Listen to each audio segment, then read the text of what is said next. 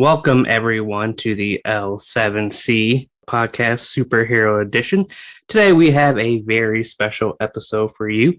We recently went to go see the Batman on Thursday with the crew, had a great time. And today, we have our Batman expert, Martin, here to discuss what he liked about the movie, what he didn't like about the movie, and just various other things on the Batman. So, how are you doing today, sir? Good, man. How are you doing today? Oh, I'm great. I had a productive Saturday watching some Batwoman before this, so we're good. Oh, so you were getting extra bat stuff. Yes, sir. Yes, sir. All right. But we were just talking about off camera, like, I only come out once a year so far. I come out on Batman Day. Last year I took people's questions, which I'll probably do again this year because that let me research and all that. So that was really fun. But this time I get to come out again. Yes, sir. Yes, sir. We love having you as our Batman expert. Thank you. You ready to kick this off? Oh yeah, man. Go ahead. All right. So, how did this movie come to be? Because I know a lot of people may not remember that Ben Affleck was supposed to have a solo movie, and then this came out. So, how did this all transpire? How did we get this Batman version? All right. Forewarning, guys, if you've listened to my Batman stuff, you know I'm a detailed Batman nerd, so this is actually going to be pretty detailed.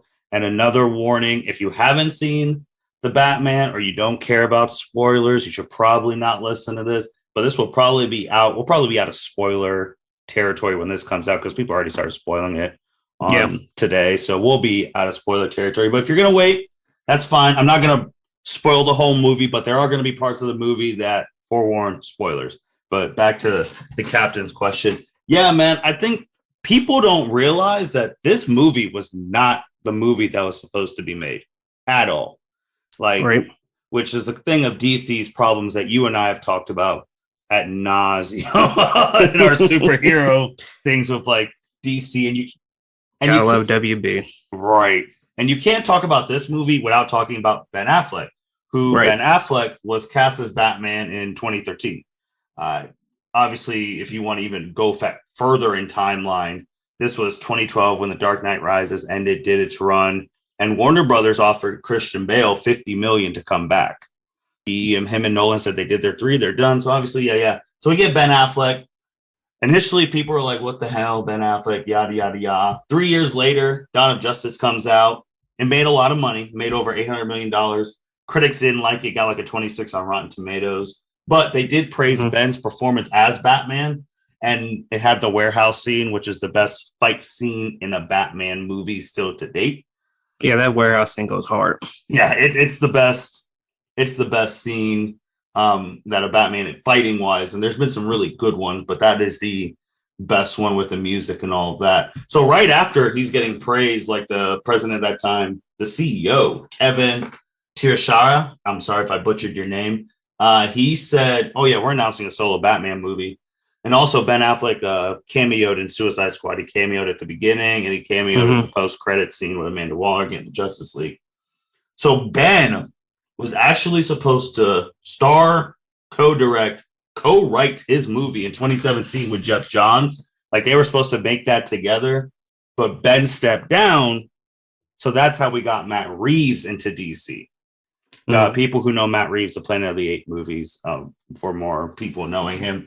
So if Ben doesn't step down, Matt Reeves never becomes a director in these Batman movies potentially going forward.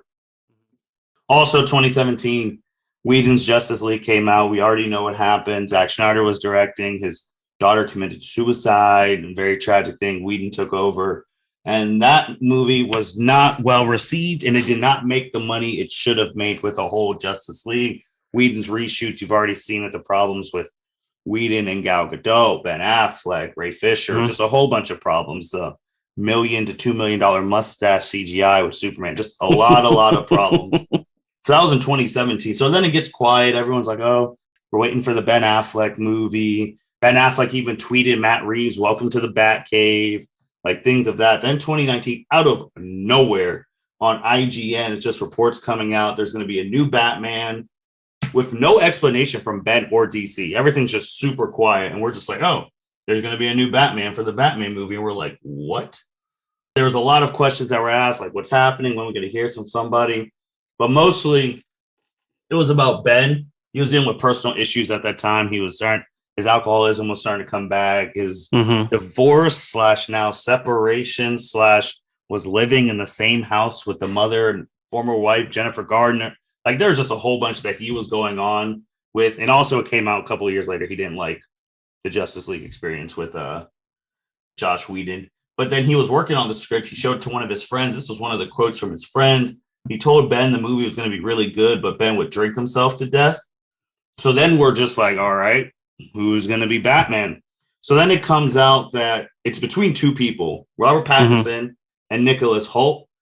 For people who don't know Nicholas Hoult, he is actually Beast from the younger X-Men. So like First Class, Days of Futures Past, like he's that young Beast, not the old Beast from the present timeline. So it comes down to those two. And then May 2019, Robert Pattinson beat Nicholas Hoult. And it was very close.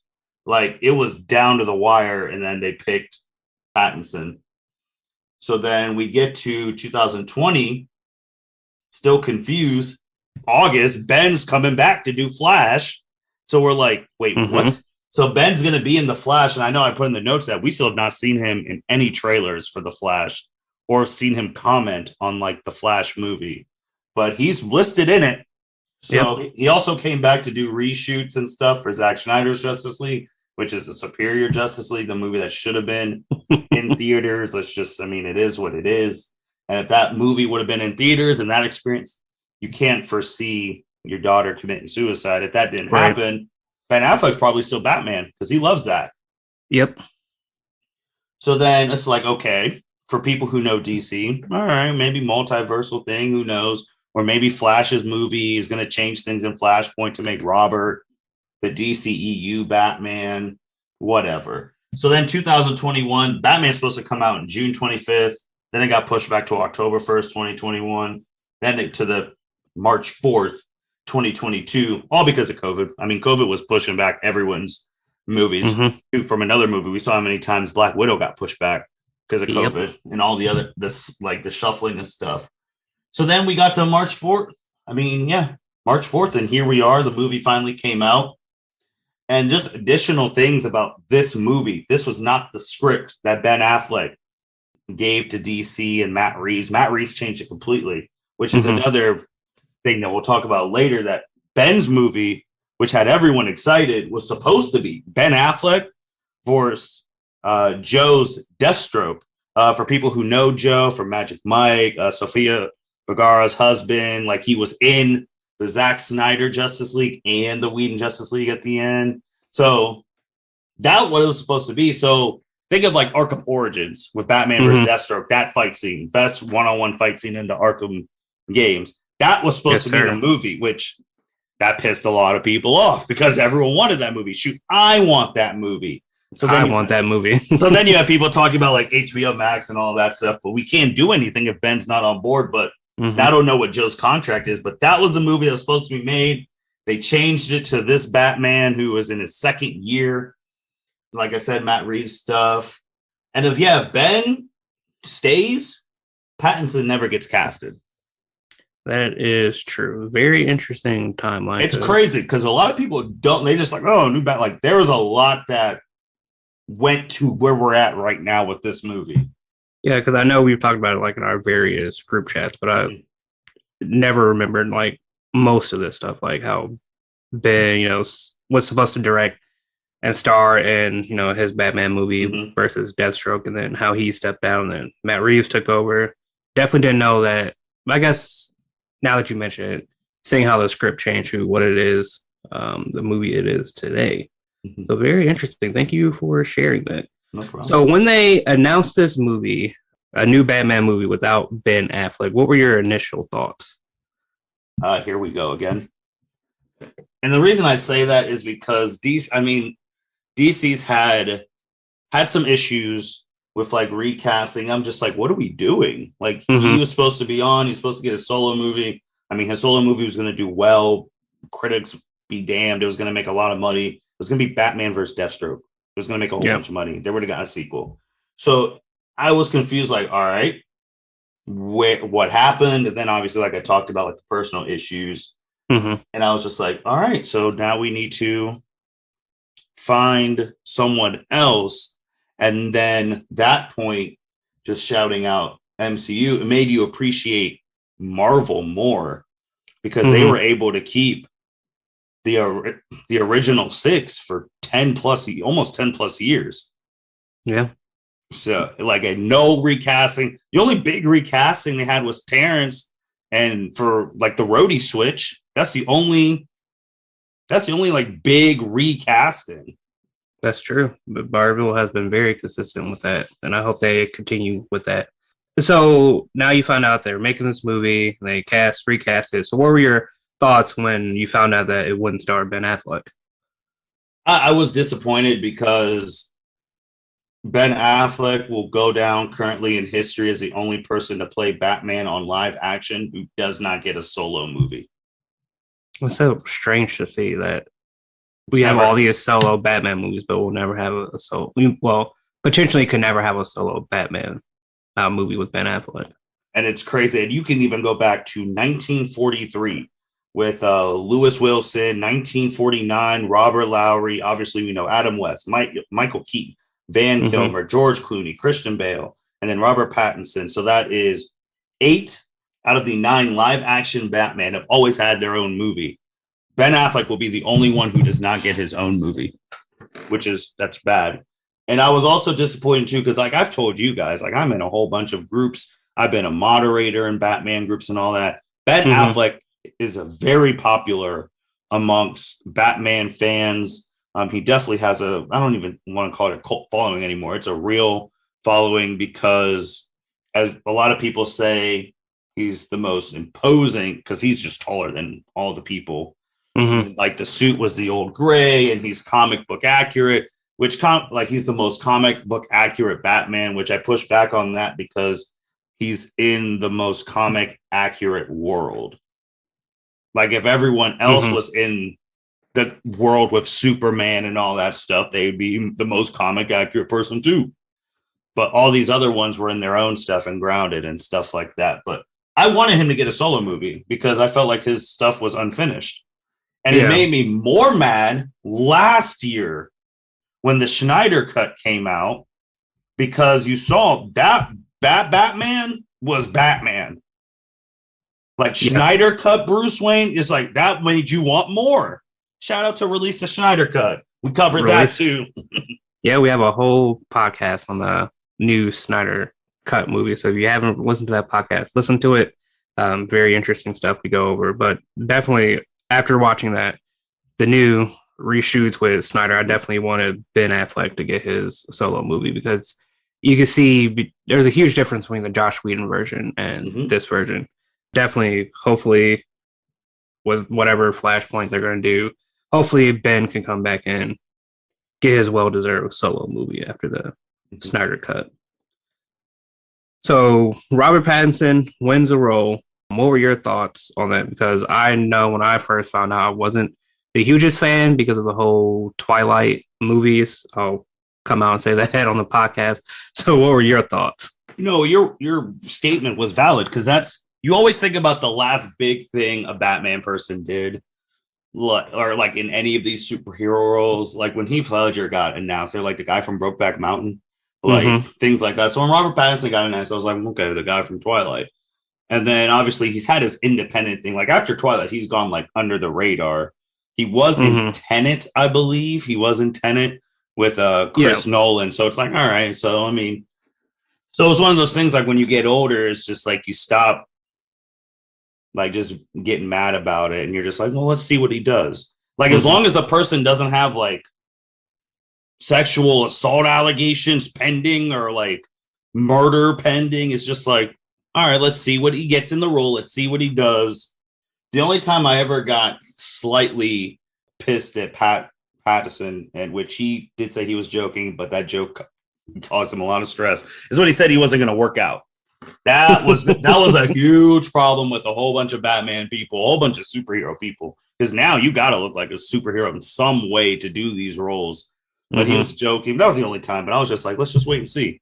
Like, I didn't want to jump on him because every time we jump on somebody, it's like, oh, and then they do well. It's like you look. So just wait and see. Yep. I'll definitely wait and see. So before the movie came out, February 28th, Rotten Tomatoes scored it with a 91% with 120 reviews, and IGN gave it a 10 out of 10, which is unusual for IGN because they usually give out scores like 8, 8.5. Were you shocked that it was getting high praise like that? Yes. And currently, right now, as of Saturday, March 5th, the Batman is at 85 on Rotten Tomatoes with 352 reviews and a 91 audience score with 5,000 plus verified ratings. I was very shocked because a lot of DC fans feel like they get shafted by these ratings and IGN especially, and how they only coddle to Marvel. So, I mean, that's a real thing that people really like. I see it all the time on my threads and all of that. I'm like, I don't think that's true, but I was shocked that it was that high to start and still high now. The 10 out of 10, I was really shocked because I don't remember them giving a DC movie like that in a long time. So I was very shocked, but then I was also a little bit concerned because if people remember when Batman v Superman, the original one, not even the Ultimate Edition, came out, people were calling that movie like the greatest comic book movie of all time, which I mean, we live in a world where everyone just says things and just instantly it's like, oh, this is the greatest thing of all time. This is the greatest thing of all. So I was just like, all right, let's actually see the movie. But I was pleasantly shocked that it is high and it's still high now. Yeah. So we're actually about to get into the movie. So like I said, we saw it on March the 3rd with a bunch of people. So what were your thoughts on the movie? I thought the movie was really good. I really did. The first 20 minutes where you have Bruce Wayne like monologuing about fear, and the first time you see Batman come out of the shadows when he's like, people think I'm in the shadows, but I am the shadows. Like, that was really good. And like that fight scene, which you've seen clips of it in the trailer. It's that very first trailer where the guy in the clown face is like, who the hell are you supposed to be? And then you get the I'm vengeance thing. But this Batman movie had the most detective work of any Batman movies. It was mostly a detective movie trying to figure out Zodiac Killer with the Riddler. So that, in that sense, yes, it's the most detective Batman movie we've ever gotten to date. It was a really good movie. I know some people think about like the length of it, like the 2 hours and 55 or whatever, but maybe it's like technically 2:47 with like credits and all that jazz. But we've been doing these 2 hour plus movies for a long time now. And I don't think you can get your story out if your movie's not 2+ hours. Shoot, just thinking of the most recent superhero movie we covered, Spider-Man, No Way Home. I mean, that movie was 2 something, and we still wanted more. Hence why we're getting like 80 hours of deleted content. That is true. We did want more. So that's the crazy thing. So I really did like this movie, and we'll talk more about it. But what do you think? I enjoyed it a lot. I thought like the music, like the Batman theme was great. I've listened to it. Fantastic theme. Yes, I've listened to it at least 3 or 4 times since Thursday. Overall, like you said, it was definitely more of a detective Batman movie, which I know a lot of people have wanted to see for a long time. So I was great with that. Everyone did amazing in their roles. Robert Pattinson did great, despite everyone thinking that he was going to do bad because of the whole Twilight stuff. But he did great. Detective Gordon did great. Riddler, Catwoman, everyone did an amazing job in that movie. Yeah, Robert Pattinson did really well, but no diss.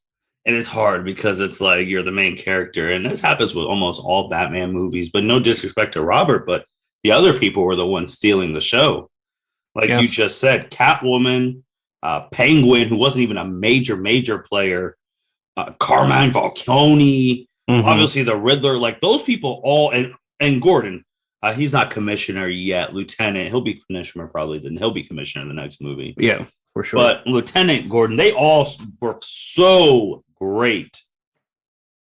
Yeah. And when you have a good supporting cast, that's what makes the movie so much better. Just look at Nolan's stuff. I mean, you look around, sure, Christian Bale is an Oscar-winning actor, Oscar-nominated, yada, yada. You look at a supporting cast, all of them are Oscar-nominated, Oscar-winning. So like the cast members really help the main character in anything you do. Yeah, you definitely had a lot of A-list celebrities in that movie. Alfred, played by Andy Serkis, a lot, just like I said, a lot of heavy hitters. And shout out to Andy Serkis, just came from directing Venom 2 to Alfred. Yeah. So did you think it lived up to that pre-release hype that everyone said, oh, this movie's going to be great? You know, Rotten Tomatoes gave it that 91%. IGN gave it that 10 out of 10. Did you think it lived up to that? A 10 out of 10 is hard because that's like a perfect movie, and everyone has their different interpretations of perfect. Mm-hmm. Like, I personally wouldn't give it a 10 out of 10. I'd probably give it like an 8.5, but which is, like IGN is typically an 8.5, but I would give this movie an 8.5. But I did think it lived up to the expected hype for everyone who was willing to give the movie a chance, and for everyone who was willing to give Robert Pattinson a chance. If you weren't willing to give him a chance, or you were still, which I mean, to an extent, everyone is still sour, we're not going to probably get the Ben Affleck movie. You probably thought this movie sucked. But if you were willing to give Robert a chance, go in there with open minds, yes, it did live up to general expectations. Now, to the producer of the Batman's expectations, I don't think it lived up to his expectations because, I mean, he went to, which people might not know, that he went up to Christopher Nolan, wherever the song was like, hey, we're coming to beat you guys. So it's not better than The Dark Knight, no, but it is a really good movie. Yeah, I don't think it's better than The Dark Knight either. But I'm always a fan of healthy competition. Oh, yeah, I am as well. I can make a case where I don't personally know if it's better than Batman Begins, because Batman Begins is Batman Begins is the top 1A, 1B top origin superhero movies of all time. I flip-flop between that and Iron Man 1. Both the excellent examples of a superhero origin story. So what was your favorite part of the movie? Favorite part of the movie? That is tough because I really did like the beginning. Like, the beginning might have been one of my favorite parts of the movie, but I also think any scene where you saw the chemistry between Batman and Catwoman, because they had crazy chemistry. Like, it was, you could tell off the screen. So that was really good too. And also the interrogation with Batman, Gordon, and Penguin, that chemistry, good cop, bad bat, but that was really good too. But those are like certain scenes there where I really liked. How about yourself? Oh, that's tough because that intro was one of the best intros. One of the best intros.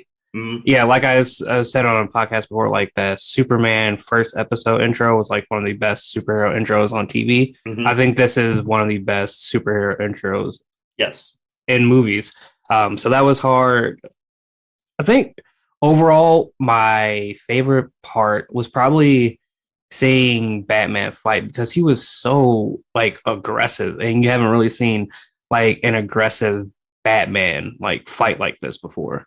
Yes, I would agree on that. Anytime he fought, he was fighting with more anger and less precision.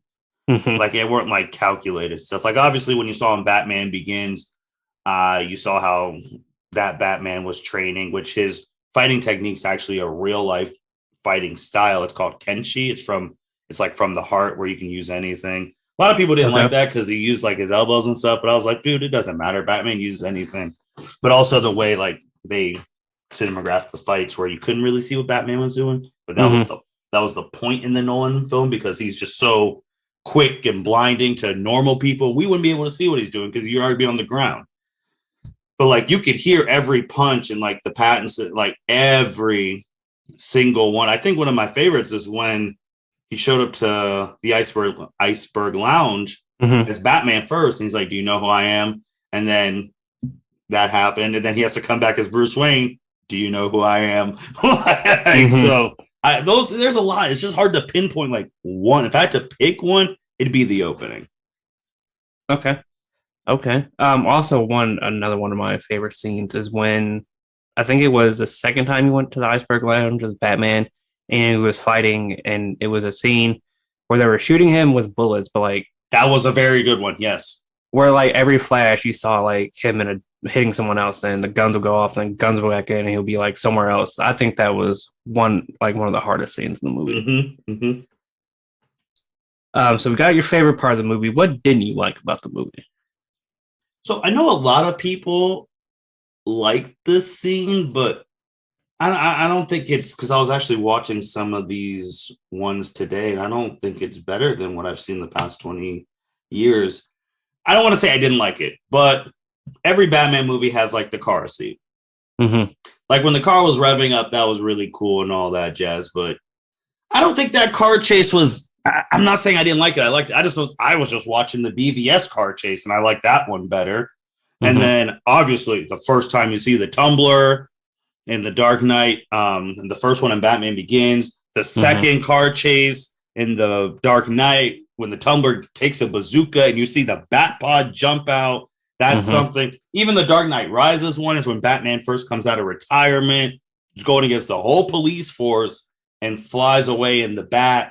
Like those, I was like, oh, okay, these car scenes. Like this one, I was just like, I like it, but it's not like I'm not hyping up like everyone else was. Like, oh yeah, this is the greatest Batmobile. I was like, I don't know, I wouldn't even say that, but yeah, I mean the car chase was cool. I like the end of the car. The end of the car chase was the best part of the car chase, which was the problem. Yeah, because when he just flies, he's like flying through fire, and then we see Penguin upside down, then him walking towards Penguin, just like. With the music playing and the fire in the back. That was the best part of it. Yeah. I'm just trying to see what my least favorite part of it was. I think there's some other stuff I didn't like in the movie, though, but I can understand why I got sacrificed. Yeah. I think my biggest thing is I'm always a big fan of like the ending fight scene, like superhero versus villain. And we didn't really get that in this movie. Yeah. So that's my biggest part of that I didn't like about this movie. Yeah, he took on those fake the people who got from his freaking Twitch, basically. Right.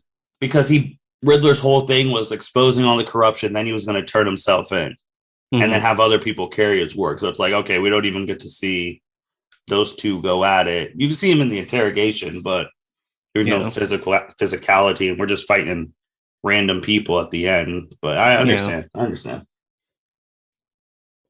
So Batman Begins made 373.7 million in its run. Do you think that Batman can make it in its run? Do you think it can make up the least 375 million? It'll make that in the first 2 weeks.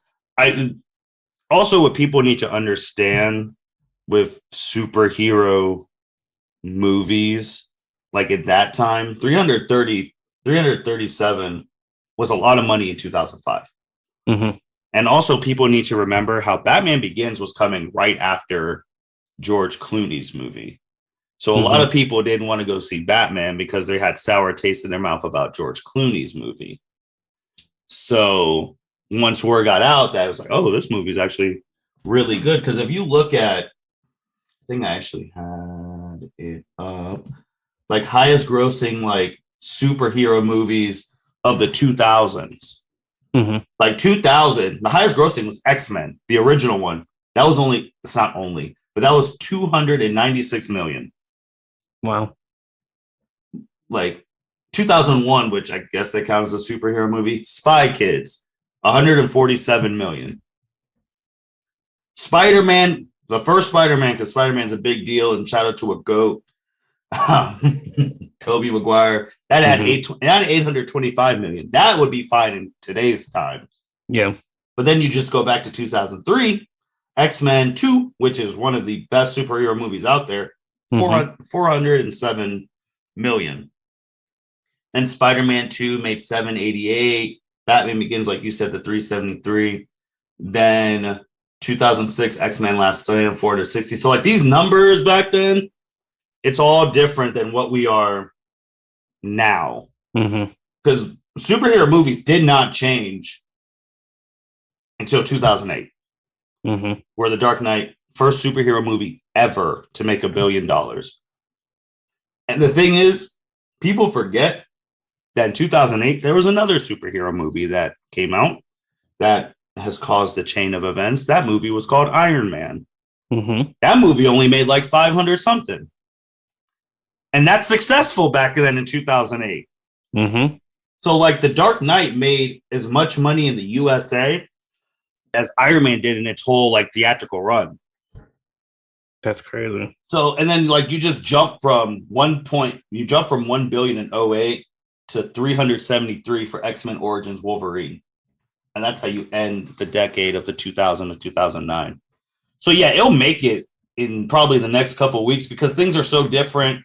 You see how these big companies know superhero movies make money. If you promote it enough, you get the Twitters, everything, you go on the talk shows, all that jazz, you're going to make the money as long as it's decent and it has a great fan following. Because I think currently right now it made 21 on Thursday, 55 million today. Like this weekend, I'll probably end around 120, 150 million.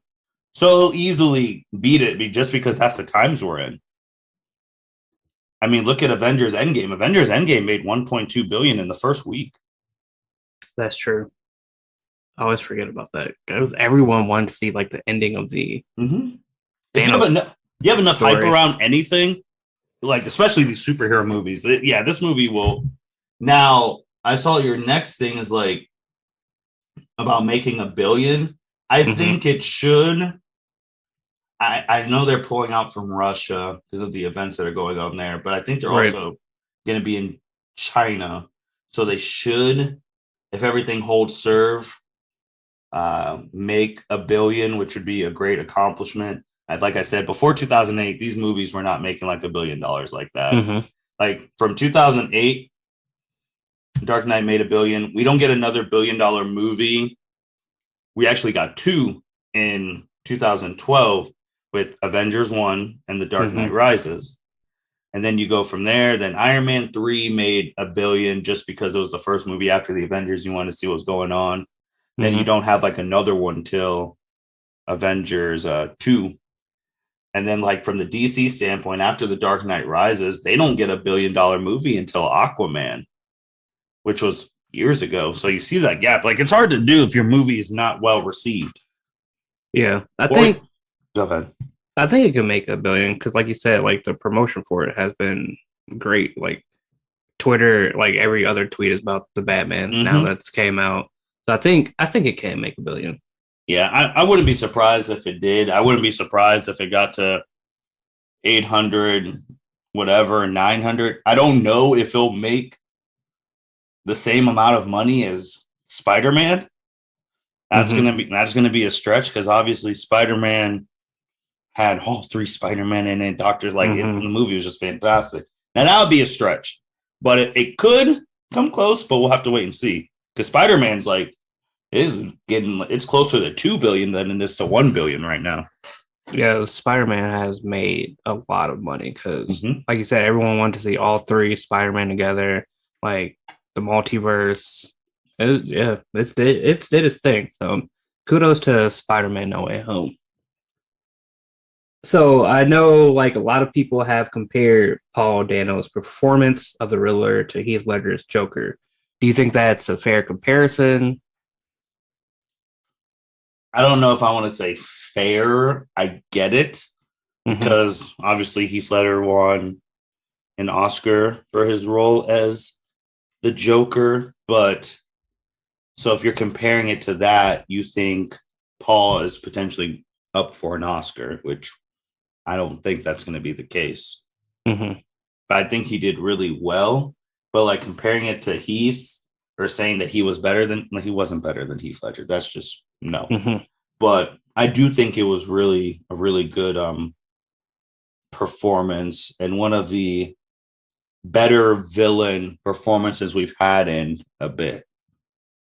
Oh yeah, he was in his bag the entire movie. Like there wasn't like one scene where he didn't like steal the scene because his performance was great. Like I don't think he's better than Heath Ledger's at all. Heath Ledger's Joker performance is just legendary and like a class in its own, but definitely Paul Dano was in his bag that entire movie. Like that first scene where he shows up and he's just like standing there, you just like automatically get like these creepy vibes. And then one other scene, like just playing pure psychotic, and it is just a great performance. I will say this though, which I'm going to ask you.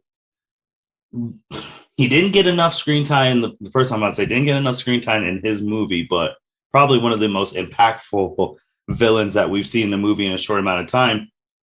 What about Zack Snyder's Dark Side? Oh my god! Don't get me started. I personally think in the few scenes that he got to be in, I really like this Riddler's performance, all that jazz. But none of the stuff he did sent chills through my spine than Ready the Armada. That line will forever live in infamy. That scares me because like if we ever do get more of Zack Snyder's Justice League, the Armada is coming in. I don't know if we can stop it. Like if we would have got more of him, I think he would have been the best villain we've had in a long time. Like his voice was just so commanding. Like, but no, Paul did really well. He did really, really well. Definitely was, like I said, was in his bag the entire time. Wow. And then that end scene with just like him and the interrogation, like you really thought he was about to, like he knew Batman's identity and was about to expose Batman in the first movie, which would have been insane. But so I actually want to bring something up about that because there's actually a lot of, because we're getting near where these are spoilers, like we've already said, there's a lot of different things that this movie is pulled from Batman mythos and video games and all that stuff. The reason I thought Riddler knew who he was, obviously the scene where they had the board and like who's the Batman, like circling Bruce Wayne and all that. In Arkham Origins, Batman is in a similar type place when he's investigating Bane. The same type of thing, like pictures of Bruce Wayne, who's Batman, blah, blah, blah. So I was like, oh, this is like Arkham Origins. He knows who he is. And it's funny too how Arkham Origins is set in Batman's second year of being Batman, same as this one. So that's when I saw that board, I thought of Arkham Origins, 2 years. I was like, ooh, this is bad because who was Batman circled to like a picture of Bruce Wayne walking. I was like, oh boy. But spoiler, he does not know. He was just saying that because that was the one person he did not get to take out. So next question. You alluded to this earlier, but Matt Reeves, came up to Christopher Nolan, said that he's trying to be. It wasn't Matt. It was Matt's boss. Oh, it was Matt's boss. Oh, I thought it was Matt Reeves this whole time. No, it was his boss. Wow. So Matt Reeves' boss said to Christopher Nolan that he's trying to be the best Batman ever made, and that he's trying to beat him. So off this movie alone, no. Do you think it can? No. But yeah, I'll gift you his boss's name. Producer Dylan Clark. Dylan Clark, all right. Yeah, he went and was like, look, we're trying to be the best Batman movie ever made. We're going to try and beat you. And like Matt Reeves into pushing this character emotional depths, yada, yada. But no, I don't.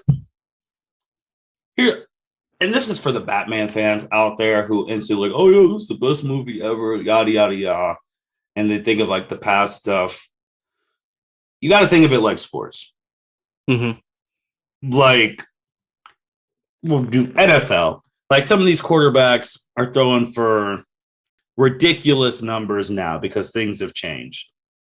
Like things of like that nature. And I like this quarterback, and this is because I see his hoodie. I like this quarterback a lot, like Josh Allen. Like Josh Allen right now, he's doing really good, yada, yada, yada. Do I think he's better than like 2009 Drew Brees? No. My guy. like stuff like that. This movie was very good. It's obviously on the upper end of better Batman movies made. Probably it's definitely in the top 5. But no, it's not currently right now the best Batman movie ever. No. Do you think so let's say if it got 2 more sequels like the Dark Knight trilogy did, do you think it could potentially beat them? Yeah, I think. Oh yeah, I think it could potentially beat them. The problem is that it shows how good that trilogy is because that trilogy ended 10 plus years ago. And people are still talking about it as the best trilogy ever. Yeah, and it could beat them, but nothing, as we say in the culture, nothing will have changed the culture of superhero movies forever than The Dark Knight. Mm-hmm. So that's just something like you could have a better movie, but you're not going to change the culture like they did. Mm-hmm. Like if we had longer time, that movie was up for 100 something awards, and I could list them. Like if we had more time, I could list every award they were up for. But let's just go to the Oscars. They were up for 8 Oscars. Mm-hmm. 8 Oscars, won 2, got snubbed from Best Picture, which caused an uproar in 2008 because The Dark Knight should have been nominated for Best Picture. Like you'll never have a movie where it was the highest grossing movie of the year, the highest grossing in the United States, critically acclaimed, nominated for 8 Oscars and won 2. That will never happen again. Just look at all the Marvel movies. Like they're typically the highest grossing movies of the year, but they're not getting all nominated for Oscars like that. Some do for like the designs of like wardrobes and music. Music, yep. But none of them are getting nominated for 8 and winning 2 and should have been nominated for 9. And I haven't even talked about like the Golden Globes and all that stuff. Like that's the thing. Nothing will change the culture like that because that showed Hollywood, oh my God, these superhero movies, if we make them, so we can make $1 billion. Like this is something we have to take serious. Yeah. I mean, yeah, we don't have the MCU if it isn't for this. We don't have any of this stuff if it wasn't for this. Because if this was unsuccessful, superhero movies get pushed back to now. We're probably getting Batman Begins now. True. And also with The Dark Knight, shoot, 94 Rotten Tomatoes, 94 audience score. I mean, like nothing will change the culture like that movie. But I'm sure, like, I wouldn't be surprised. It could happen, but it all depends now. Is the problem with a really good movie is you're expected to do really good in the second one. And usually sequels don't do as well as the original. Except The Dark Knight. Dark Knight, yeah. You think of The Dark Knight. I was trying to think, too, like when I was doing all this research for what are the best, like, I was thinking about trilogies and all that stuff. So obviously, Dark Knight's better than Batman Begins, but Batman Begins is really good. Winter Soldier is a lot better than the first Avenger. That is the best movie in Captain America's trilogy by far. That's true.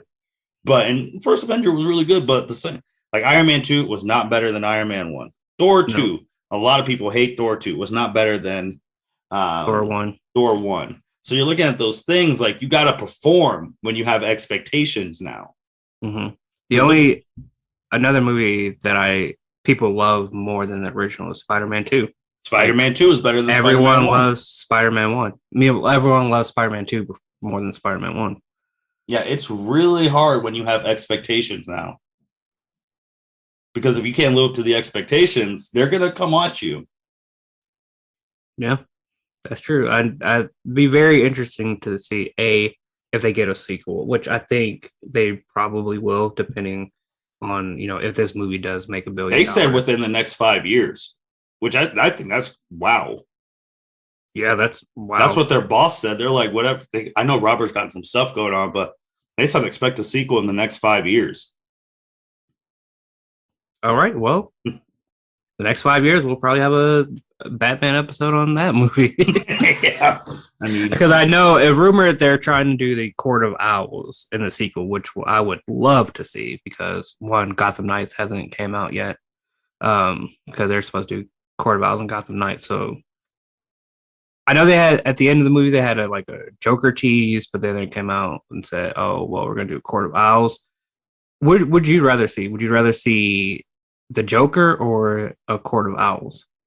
So, I mean, we could, like we said, spoilers. It's not a tease. It is Joker at the end, next to the Riddler's thing, and I know you have his name. He's from Eternals, who's going to be playing the Joker. Yeah, Barry Keoghan. Yeah, Barry Keoghan, which funny story. He was moonlighting. All his scenes were like officer something there. because they didn't want it to get spoiled. Yeah. And Matt Reeves has confirmed that, it's going to be like Joker's there. So here's the thing. This movie, which, again, I didn't even say, this movie is centered around corruption. Mm-hmm. Everything is corrupt, yada, yada. How everyone got to the top, Falcone's, everyone's corrupt. So the Court of Owls would make sense because they are Gotham's elite of the elite, and they are really the ones who run Gotham. Mm-hmm. My problem now is, though, which breaking news for people who might not have caught it, there actually is an end credit scene to the Batman.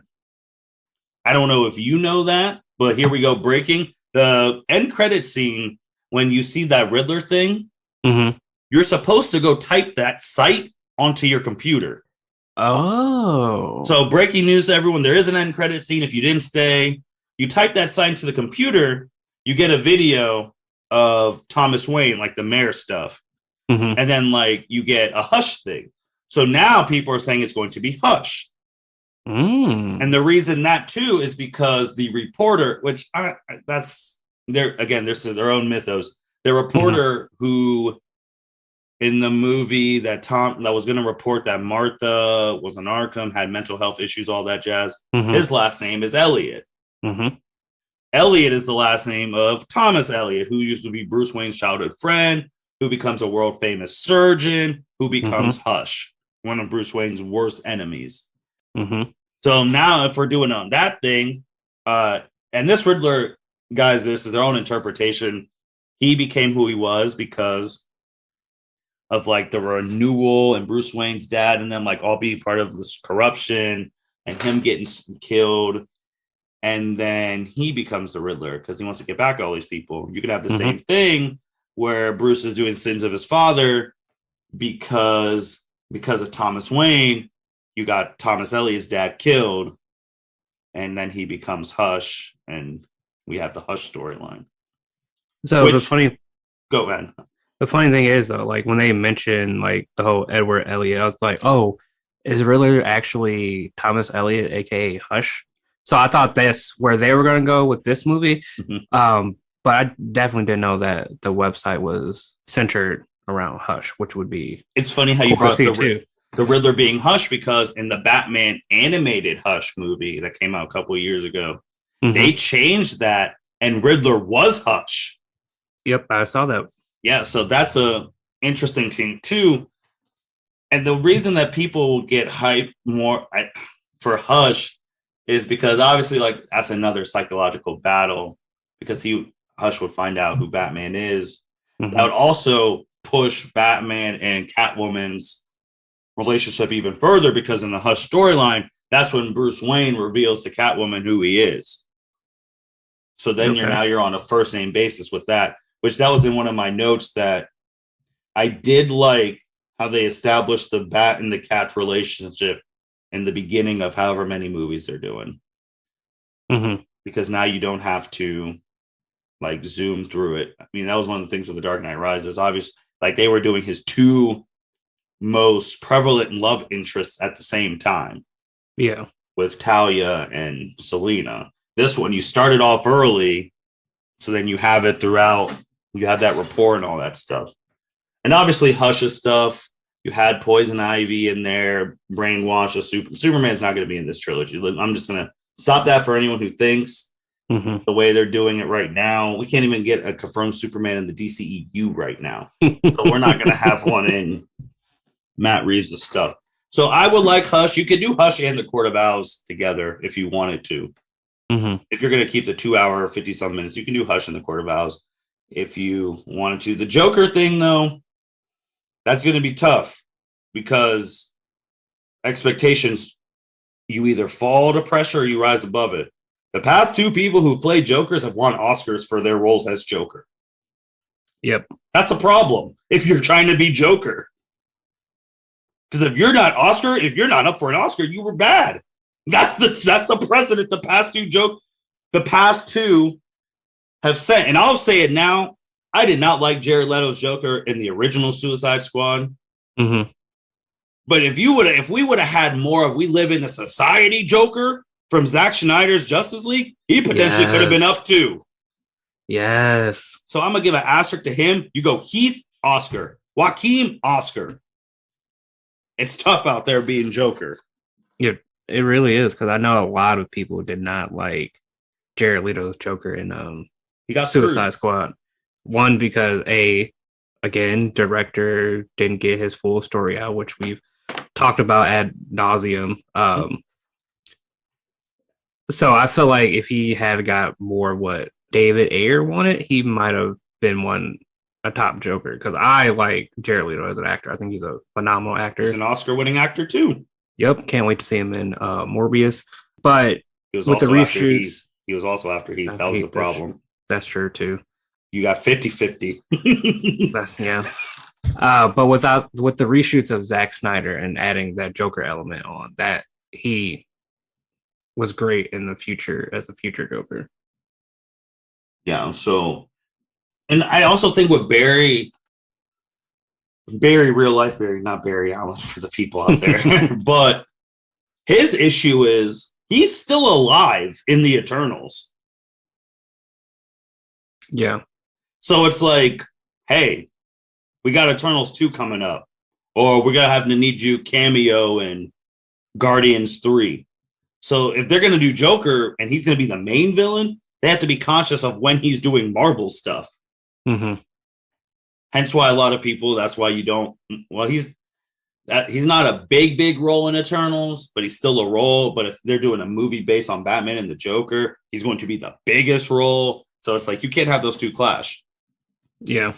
Hence why you hire schedulers and like they're the ones who do all that communicating. Well, it'd be very interesting to see. What would you want? I personally would want the Court of Owls, because we've seen Joker in Batman movies. I like fresh takes on villains, or villains we haven't ever seen before. So I think I would rather see the Court of Owls than Joker.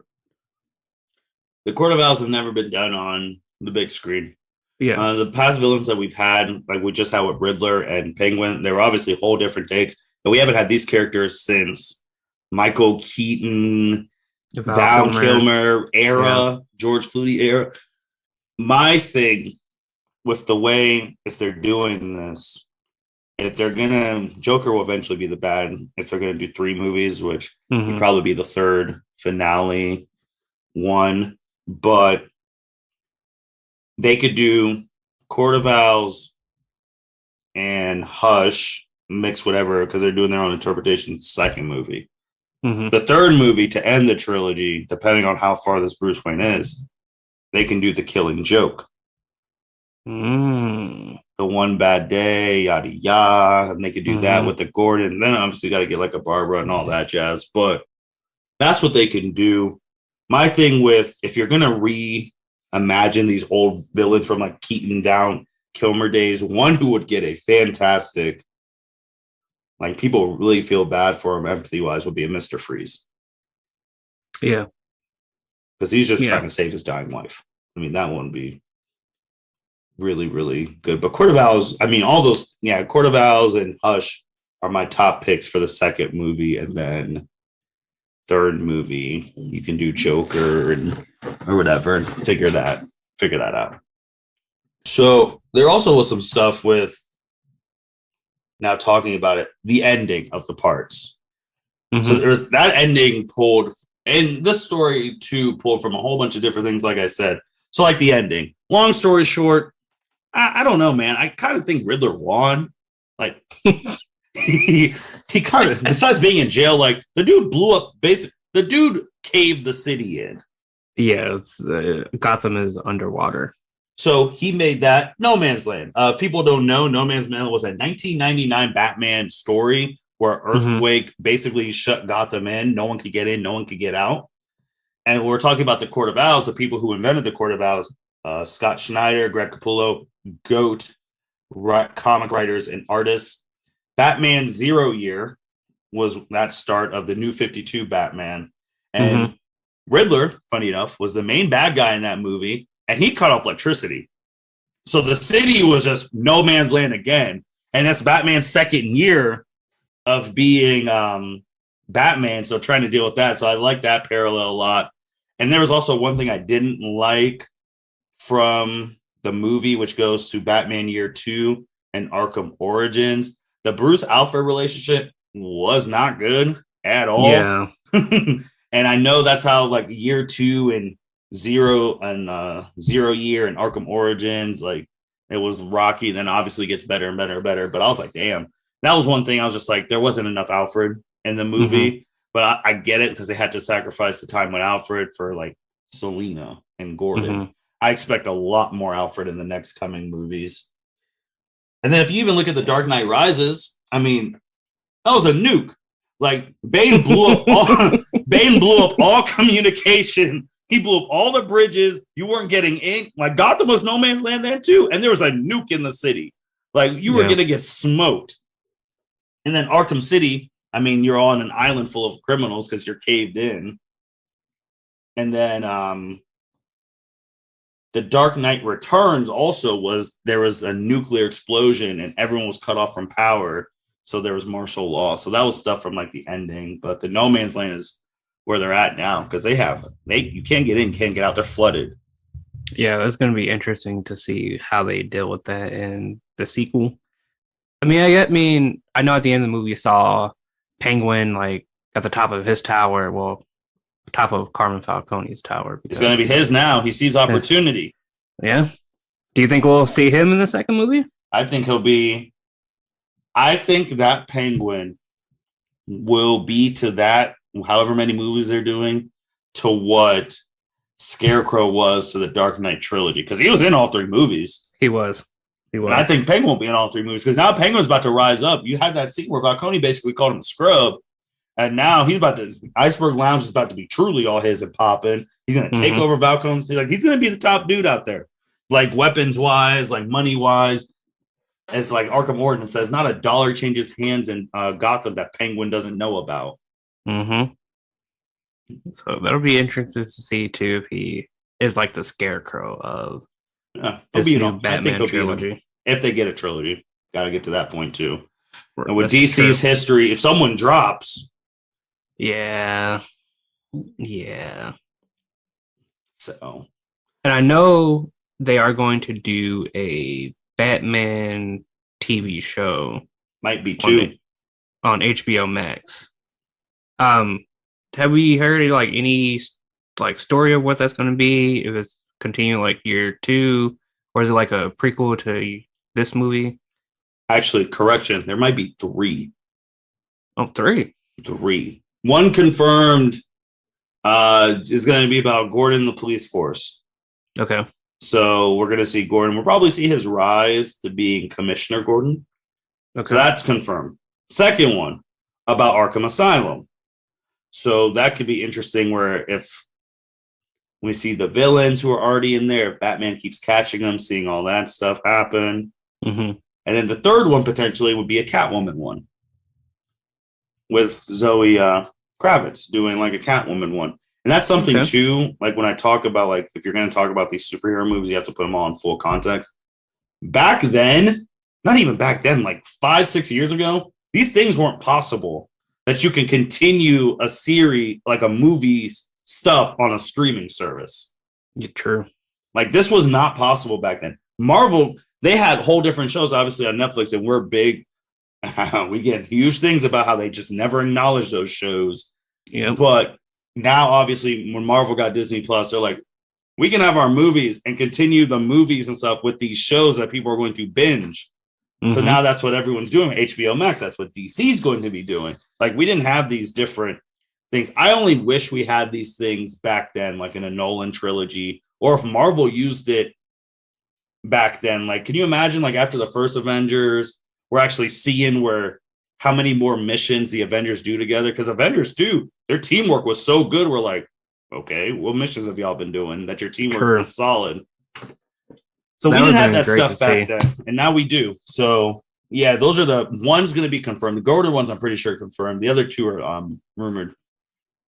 The Arkham one would definitely be interesting to see because I'm thinking of, I believe it was Arkham Origins where we got to see Harleen Quinzel eventually become Harley Quinn. Mm-hmm. So I think that would be cool if they did an Arkham series and we like followed her character around from like beginning to her becoming Harley Quinn. Rumor actually, I'm just dropping all these things for everyone. Breaking news. Rumor is that I'm blanking on her name, but the main character from Queen's Gambit, rumored to be potentially Harley Quinn in this. Oh, Anya Taylor-Joy. Mm-hmm.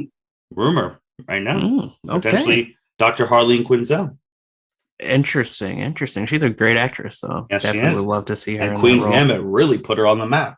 So yep, that is something too. I also want to talk about the Waynes and the corruption, center of the film.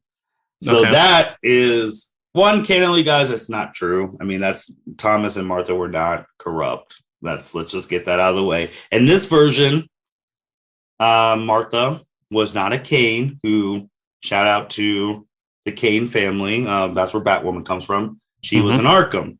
And Arkham Asylum, obviously, no, for the mentally ill and unstable. She had mental health problems. And obviously, this was going to come out during Thomas Wayne's campaign, which I kind of have issues with. Actually, that reporter, Elliot, because it's like, that has nothing to do with Thomas. And you're just going to put this girl's personal business out there.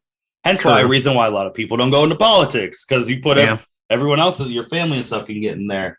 So obviously he paid Falcone, hey, make this go away. He didn't know Falcone was going to kill him. And he was going to turn himself in. And obviously we get Riddler. So now if you go to another video game series, the Batman Telltale video game series, let me just read some stuff and see if you guys think this is familiar. Comes out that Thomas and Martha Wayne had affiliations with the Falcone family and how a group of people hated now the Waynes because they felt left behind, and a villain grew named Lady Arkham, who wanted to systematically destroy the Falcones and the Waynes, and because they were orphans at Arkham Asylum. That sounds like the Batman. And this time, and it was someone who Lady Arkham was actually Vicky Vale, famous reporter in Gotham. So that is crazy too. And then you also get a introduction of Batman meeting Selina Kyle in the first Batman Telltale. And that one, they were able to deduce the secret identities of the other because Bruce Wayne had a scar in the same place, which the Batman had from Catwoman. So there you go. So it's interesting how you can just pull from a whole different things and change it. So obviously, same thing here. Bruce Wayne has to reinvigorate his family's name. Like his family's name is Pooh Butt right now because of all the stuff that came out. So he has to bring it back up. And that's what Bruce Wayne here is going to have to do. And I would also want to say, too, which we can get a lot of things, because this movie also pulls from The Long Halloween, except it wasn't a killer on every holiday. But we were getting killings and all of that. But also, the DA's dead. We obviously got a new mayor who I thought she was getting smoked at the end. For sure. So now the DA's dead. And now the commissioner's obviously like Gordon's going to move up. Now that DA spot's open, that's where you can insert a Harvey Dent. You could. So then you really got the three again. Harvey taking them out on the law, Gordon arresting them legally, and then Batman dropping them off. Then you have the trifecta again. That would be very cool if they added, like in the confirmed TV show, if they added a Harvey Dent character. That'd be good for Gordon's show. Yep. And then the end of the season finale of that show is like, hey, can I finally meet him? And then that's when you meet a Batman. And then you got that group going. Because then that opens the door for a Two-Face. You open the door for a Two-Face situation happening. So you can implement all of those different things. There's a lot of possibilities. It'll be interesting to see where they go. Now they got streaming services, so they could do, if they don't want to put in the movie, they could do 800 shows. Yeah, you can have multiple seasons of anything you wanted, as long as it's doing well. I mean, Catwoman's going to Bloodhaven. You can see something where Catwoman has to be the Nightwing, because Nightwing, that obviously he's not in this like stuff now. But Nightwing's base of operations when he's grown up is Bloodhaven. Mm-hmm. Catwoman is going to Bloodhaven. So she could technically be the protector there now. And that's as soon as I saw her, she's like, I'm going to Bloodhaven. I was like, ooh, Nightwing. yeah, I don't know if we'll have Robin and stuff like that, but she could be the Nightwing of that place. Yeah, a lot of interesting things they could do. Definitely cool that there were so many like comics and video games and other stories that they pull from to make this movie as good as it is. Because like some of that stuff, I don't know because I don't read like Batman comics as much as you do because you're our resident Batman expert. So it's cool to find out like No Man's Land had a tie into the comics. There's a lot of interesting stuff in that movie. Yeah, they pull from a whole bunch of things too. Just like, and it really felt like Arkham Origins to me because Bruce and Gordon's relationship isn't really good at all until like the end. And it's 2 years. And like Vicky Vale's like, dude, you've been back for 2 years. You can't tell me like you just live under a rock, which basically this is what this Batman's been doing. You can't live under a rock and people not start putting the pieces together. You got to be out there sometimes. Yeah, and this version, he definitely has been a recluse movie because, like, in the scene, the funeral scene for the commissioner, everyone's like, "Oh, Bruce is here! Bruce is here! We haven't seen him in forever."